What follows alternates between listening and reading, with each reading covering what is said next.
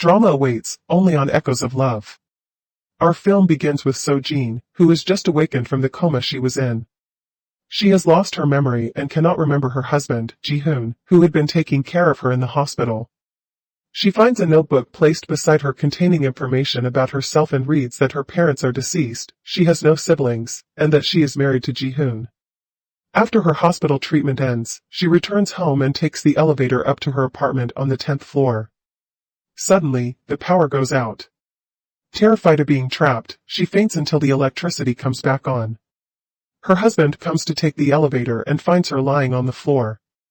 He carries her back to the apartment and stays by her side until the next morning. Afterward, he gets ready for a meeting about his upcoming trip to Canada.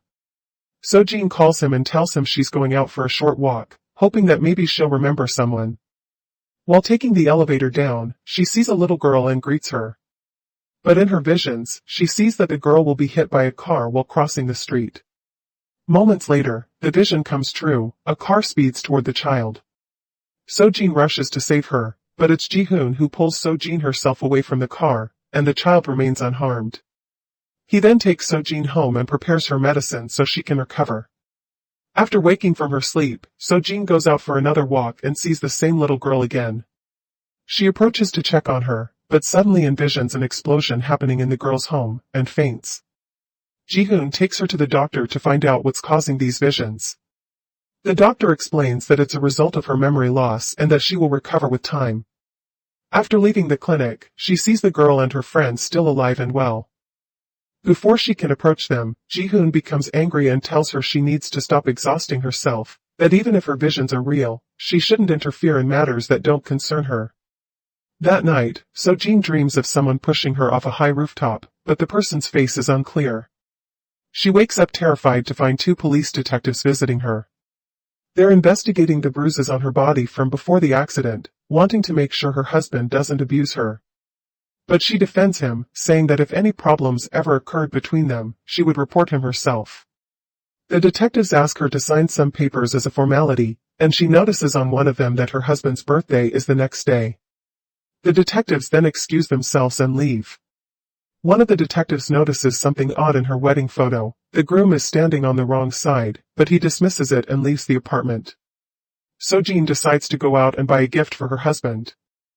In the elevator, she sees a student and suddenly experiences another vision, a man trying to assault the girl. She follows her to her apartment and warns her that an old man with a scar on his chin will attack her. The door opens, and a man matching that exact description appears. Soo-jin realizes the attacker she saw in her vision is the girl's own father. She can do nothing but wait for the girl to leave home so she can follow her, hoping to protect her from the fate she fears will come true. While watching, Soo-jin meets a friend who recognizes her, but she apologizes for not remembering because of her amnesia. The friend takes her to her workplace and tells her that her name is Yumi, that they worked together, and that Soo-jin was a teacher before the accident, before she fell off a mountain during a trip with her husband. Yumi brings her to her office, where Soo-jin finds her husband's business card among the papers and decides to visit the company's address. When she arrives, she finds a real estate company once in charge of a project called Dream City. It's now closed due to bankruptcy, and she learns that many people were deceived and lost their money in the project. When she returns home, she finds her husband waiting for her, worried because she hadn't answered his calls. She tells him she needs to remember something, anything, about her past, and that he's not helping her regain her memory, not even by talking once about her job. Ji-hoon tells her that she used to be an art teacher, that she was very talented, and that all the paintings hanging in the house are hers. He says he didn't tell her earlier because the doctor warned him that the nerves in her hand were damaged in the accident and she would never be able to paint again, and he didn't want to hurt her feelings further. The next day, the detectives are working on a case involving stolen construction materials from the Dream City site, which is about to be demolished. While reviewing the surveillance footage, they notice a single car leaving the building, driven by a man who looks exactly like Ji-hoon. Meanwhile, Ji-hoon is in a strange apartment, taking out Soo-jin's passport and keeping it with him. At the same time, Yumi sends Soo-jin's belongings to her house by mail. Soo-jin receives the package and finds inside a photo of herself with another man, not her husband. She realizes something is wrong. She goes up to her apartment, where she encounters the man with the scar on his face. She sees a vision of him attacking his daughter again and threatens to report him to the police if he ever goes near her.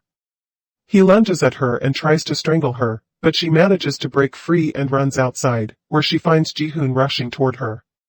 He comforts her, takes her upstairs, and tells her he'll handle everything, that the most important thing now is for her to take her medicine and get some rest. In the middle of the night, Soo-jin wakes up to find her husband missing from their bed. She decides to go down to apartment 706, where the father and daughter live. She hears screams coming from inside and a man trying to force open a door. She hides before being seen and watches as the man leaves the apartment dragging a heavy black suitcase. A chain slips from it, but he quickly picks it up and walks away. She then realizes that the man is none other than her husband, Ji-hoon. As he exits the building, a security guard stops him and tells him that his wife's box was found after she dropped it in the elevator. Ji-hoon opens it and sees the photos inside. The next day, Soo-jin goes to her friend Yumi to ask her about her husband. Yumi asks if he has hit her again and tells her that Soo-jin had planned to quit her job and file for divorce because he had changed so much, but then the accident happened, and everything stopped. Soo-jin returns to the building's security guard to ask about the box. He tells her that her husband picked it up at 2 in the morning. She goes back to her apartment to search among her things for the box he supposedly retrieved, but she notices the chain she saw the man drop the night before. She goes up to the police station to file a report against Ji-hoon, who had been tracking her movements through a monitoring app he had secretly installed on her phone. Soo-jin arrives at the station and meets the same detectives who had visited her at home. She tells them she suspects her husband killed the man who lived in apartment 706, because she saw him last night coming out of that apartment carrying a heavy bag, and she believes he put the body inside it. Her husband walks into the station, trying to understand what's going on. The detective asks him how he knew where she was, and he explains that he placed a tracking device on her phone after the accident so he could find her if anything happened to her. The detective then informs him of his wife's accusation. Ji-hoon defends himself, saying they can go to apartment 706 and see for themselves that her words are nothing but delusions caused by the after effects of her accident. They all head there together, only to find the place completely empty and uninhabited for a long time. Soo-jin begins to doubt herself, thinking maybe she really is imagining things.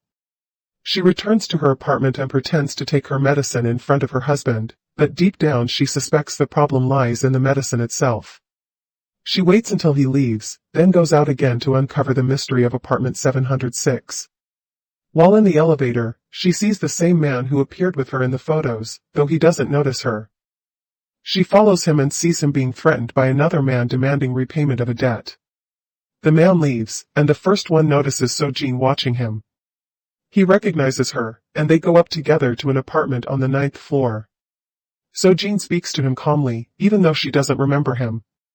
He asks if she knows where his identification card is. She looks toward the TV cabinet, and he goes to search there, finding the documents exactly where she indicated. He asks her to meet him at 8 o'clock at the construction site, but she sees in her vision that he will die there. She tries to warn him, but he doesn't believe her and leaves the apartment. She starts searching the place and finds letters bearing both names, Ji-hoon and Soo-jin. She realizes that this is actually her real apartment, and that the man she just met is her true husband, while the wedding photo in her 10th floor apartment is the same, except with a different groom. She decides to find the location of Dream City, feeling that the next crime will happen there. She goes to her husband's former company, which had shut down because of bankruptcy. She copies the address of Dream City from the wall and heads there. Memories start to return. Someone had pushed her off that building, not from a mountain during a trip as she had been told. She calls the detective and tells him that a murder is about to take place at the construction site. At the same time, the detective is investigating the theft of building materials stolen from the Dream City site with the site manager.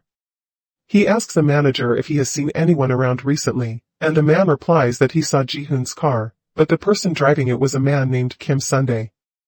The detective realizes a deception is underway. Kim's son has been impersonating Ji-hoon in front of everyone. Meanwhile, Soo-jin is at the site searching for her husband. She sees him dragging the man she had met on the 9th floor and throwing him into a box. He notices her and chases after her. She threatens him with a sharp object in her hand, telling him she will kill him if he comes any closer.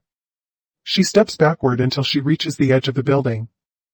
Before she falls, the detective pulls her to safety and warns Ji-hoon not to move. She goes to the spot where the man was thrown, but finds nothing but a large block of concrete. When they open the black bag, they discover it contains only heavy construction tools. Everyone insists she's hallucinating and imagining things that never happened, but the detective believes her. He begins breaking the concrete block in front of them until a human hand appears buried inside. Ji-hoon is arrested and interrogated. It turns out that he is actually Kim's son, who had assumed Ji-hoon's identity after killing him. He confesses that he killed Ji-hoon accidentally during a fight at the construction site after their company went bankrupt. The bankruptcy had been caused by Ji-hoon's gambling addiction and mounting debts, which led to their conflict. After killing him, Kim's son buried the body in the concrete. Later, when he learned that the building was about to be demolished, he feared the body would be discovered during the demolition. He returned to the site to remove it and hide it elsewhere, but that's when Soo-jin saw him, so he planned to kill her too and collect her life insurance money. That's why he impersonated her dead husband. The insurance would go to the husband upon her death according to their policy. The detective gives Soo-jin her papers, which include the address of her real home, and tells her that Kim's son knows everything about her because he is her adopted brother. She goes to meet him herself and tells him she's certain her accident didn't happen on the mountain. She was at the building the moment he killed her husband. She says she's been seeing memories unfold before her eyes, as if reliving them, and she's sure she didn't fall off a mountain. He threw her from the building. She asks him about apartment 706, what happened there, and when, but he refuses to answer, so she leaves and returns to her building. There, she sees the little girl again with her friend. She asks her name and the girl replies, "My name is Soo-jin, and my brother's name is Kim Sunday." Then they both disappear before her eyes. Soo-jin realizes that everything she had seen and couldn't explain were fragments of her own memories with her brother, as if she were reliving them again. She goes up to apartment 706, where a little girl opens the door, and her name tag bears the same name, Soo-jin. She enters the apartment and sees a calendar on the wall showing the year 2003, realizing she's seeing her own memories from that year. She sees herself carving a necklace for her adoptive brother to give him when he returns, and remembers that she was abused and assaulted by her father when she was young, and that it was her brother, Kim's son, who saved her after killing and burying their father years ago. Soo-jin then goes to the address of the apartment she got from the detective, the one where she supposedly lived before the accident. As soon as she walks in, someone enters behind her. It turns out to be her real husband. She can't understand how he's still alive, or who the man buried in the concrete actually was. She tries to run away and calls the detective, begging for help and telling him her husband is still alive. The forensic report soon reaches the detective, confirming that the body was not Ji-hoon's. Kim's son overhears the detectives talking and realizes Soo-jin is in danger, so he escapes from the police station. Meanwhile, Ji-hoon has struck Soo-jin to keep her quiet. She begins recalling everything, remembering that her husband had been drowning in gambling debts and that his company went bankrupt. He had made a deal with Sang, his creditor, to kill his wife and collect her life insurance money to pay off the debt. Among the things Sang took from Ji-hoon was the watch he had worn at the construction site, but Ji-hoon killed him and buried him in the concrete to erase his debts. Later, Soo-jin had gone to the site, and Ji-hoon discovered she planned to escape to Canada with her brother Kim's son and leave him behind. Furious, he tried to kill her. She hit him with an iron rod in self-defense, knocking him unconscious. She called Kim's son for help, and he came and buried Ji-hoon in the concrete as well. Then Soo-jin decided to end her life by throwing herself from the building, wanting to free her brother from the trouble she had caused him. Kim's son tried desperately to save her and carried her to the hospital. It turns out Ji-hoon never died. He escaped from the concrete and had been watching them all along, waiting for revenge. Later, he set fire to the apartment while Soo-jin was inside and fled, but he encountered Kim's son and stabbed him before running away. As Ji-hoon descended the stairs, he was captured by the police. Kim's son, meanwhile, tried to reach Soo-jin to save her from the fire, sacrificing himself and dying in the process. Time passes. Soo-jin receives approval from the Canadian embassy, along with a video of Kim's son's interview. In it, he says he wants to emigrate with his sister to Canada because she deserves a new beginning, and that her lifelong dream was to travel there and sit by the lake she'd seen in a picture when she was a child. He adds that if his own visa were rejected, he hopes at least hers will be accepted. Indeed, she succeeds in traveling to Canada. She wishes her brother were with her to see her fulfill that dream, but sadly, he isn't. As for the wedding photo, Kim's son had been her only family, which is why he stood on the left side, unlike Ji-hoon, the groom, who stood on the right. That was the reason the pictures were different. Here we reach the end of the video. Subscribe for more.